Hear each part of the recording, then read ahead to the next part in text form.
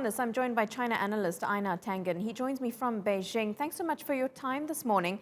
Strong words from the Chinese president on this historic day for the country. What type of message do you think Xi Jinping is trying to send to the world?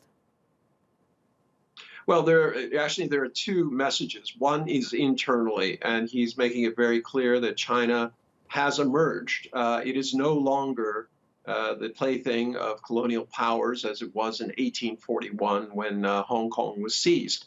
To the rest of the world, I think he's showing that China has a strong defensive position, that they are a power to be reckoned with, and not to be pushed. And this in particular applies to the United States in this trade war, because along with the trade war, there have been not military confrontations, but there's certainly been ships sailing through the Taiwan Straits and also into the waters of disputed islands.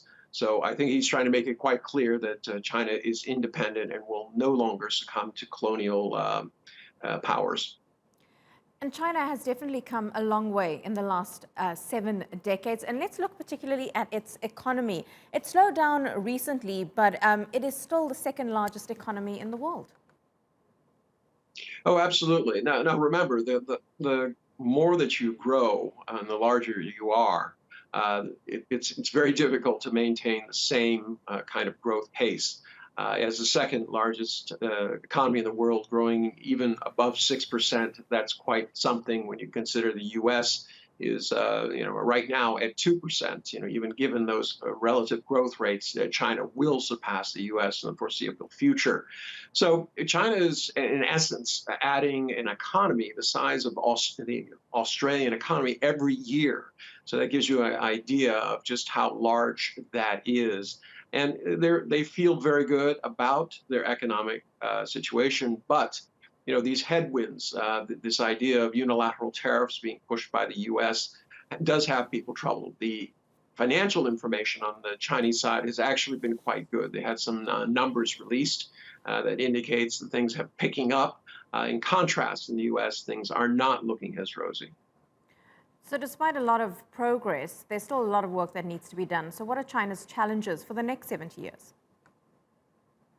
The next 70 years, one challenge immediately is that they want to get rid of poverty. They're down to about a little less than 17 million people.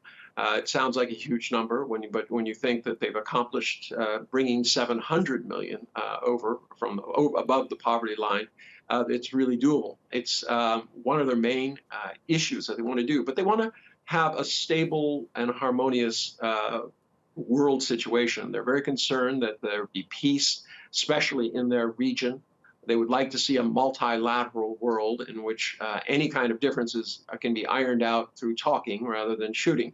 I know that sounds a little ironic given that they were displaying the weapons, but the weapons that they showed are defensive in nature. And as is a lot of the initiatives that they started. For instance, the Belt and Road Initiative, if you start looking at ports, these are not bastions where they are trying to set up power bases, but merely way stations that would allow them to get to markets, both for importing resources and exporting value-added goods. Einar Tangen, live to us there from Beijing. We appreciate your time.